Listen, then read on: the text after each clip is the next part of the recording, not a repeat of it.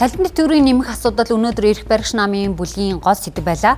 За бүлгийн олон гишүүн цалин дэвтгэрийн нэмхийг дэмжиж, ирэх 1-р сараас багш нарын үндсэн цалин 2.8 сая төгрөгт хүргэх тооцоол хийжээ. Харин эрүүл мэндийн салбарынхны цалин 2026 оны 1-р сарын 1-ээс 15%, ахмадуудын дэвтгэрийг 8.6%-аар нэмэгдүүлэх их усүрийг нь төсөвт суулгаснаа мэдээллээ. Гэхдээ энэ шийдвэр улс төрийн зориггүй эсвэл сонгуулийн өмнөх стратеги үү гэдгийг манай сурвалжлагч Уланбаяр зураглаач Буянбаатар нар сурвалжилжээ.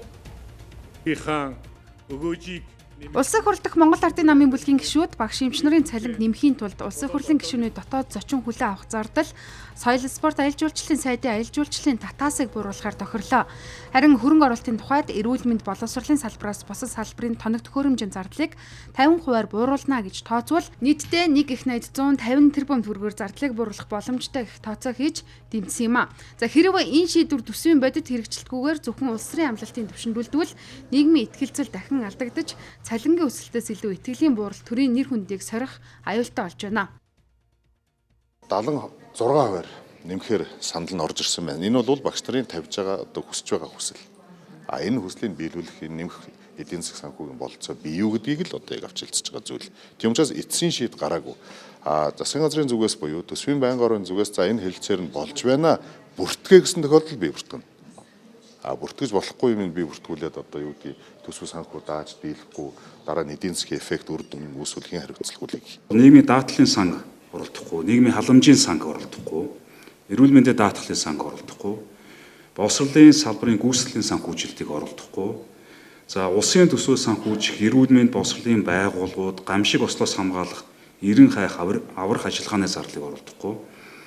За засгийн газрын зээлийн үйлчлэгээний хүүгийн зардал, гадаад зээл тусламжаас санхүүжих урсгал зардал оролдохгүй, хүүхдийн мөнгийг оролдохгүй. За энэс бусад бүх зардлыг 10-аас 13% хооронд оролдохоор харагдаж байна. Засгийн газар болон эрх баригч нам нийгмийн дарамт үйлдвэрчний эвлийн шахалтыг зөөлөхийн тулд тодорхой хязгаарлагдмал буулт хийгч бодит эдийн засгийн шийдэл биш улс төрийн тэнцвэрийн тоглолт хийх гэж оролдсон гэж харагдахаар байна. Учир нь тодорхой хариулт хэлж чадахгүй сэтгүүлчдээс зүгтах боловсролын сайдаас гадна Абубакр Сайдуудын үйлдэлээс харахад Монгол Ардын нам нийгмийн бухимдлыг хэсгээ хугацаанд намжаах, галунтраах улс төрийн алхмаа хийсэн үү гэж харж болохоор юм а. Улс төсөв бол засгийн газрын мэдлээс гараа явцсан шүү дээ. Улсын хурлын мэдлэлд очсон байж байгаа. Тийм болохоор засгийн газар дээр хилэлцээр засгийн газар улсын хурлд тийм улсын хурлдах одоо байнгын хороо ажлын хэсэг танилцуулж байж улсын хурлын байнгын хороо ажлын хэсэг зөвшөөрөх юм бол энэ асуудал эцэслэн шийдэгдэнэ. Ингээд 3 сая 500 олох гэдэг нэг талдаа багш нар хүсэл тавиад идэг. Нөгөө талдаа төсвийн орон зай угаасаа байхгүй боломжгүй байгаад идэг. Тэгэхээр ийм үед бол нэг дорш нэмэхгүй. Жил болгон төсөв байгаа дээрээ нэмж явжээ. Буруу зүйл рүү үр ашиггүй хөрөнгө оруулалт руу тавьдаг юм а татаад жил болгон л энэ эрүүл мэнд боловсролтой холбоотой асуудлуудад төсвөө нэмээ явжээ гэдэг ийм бол саналыг бас хэлсэн байна. Одоо үндсэндээ энэ 7 хоног л байна шүү дээ. Тэгэхгүй бол ингээ хоорондоо маргаж явсаар байгаа төсөв дээр мөнгө тавилсан ч юм байхгүй, хувь тохирсон ч юм байхгүй, ажил хаялтан зогссон ч юм байхгүй.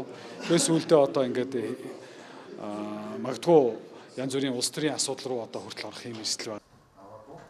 Өнгөрсөн 7 хоногоос засгийн газар багш эмч нарын үйлдвэрчний эвлэлтэй хийх хилцээг улсын хурл шийднэ гэхүүгээр бултуулж эхэлсэн нь хариуцлагын шилжилтийн тод жишээ. Өнөөдрийн бүлгийн уралдаанаар ч Монгол Ардын нам энэ бөмбөгийг буцааж гишүүдийн улс төрийн шийдвэрийн талбараа оруулж ирснийг засгийн газрын хэрэглэх газрын сайд Бямцгтын хариулт илтгэж байна.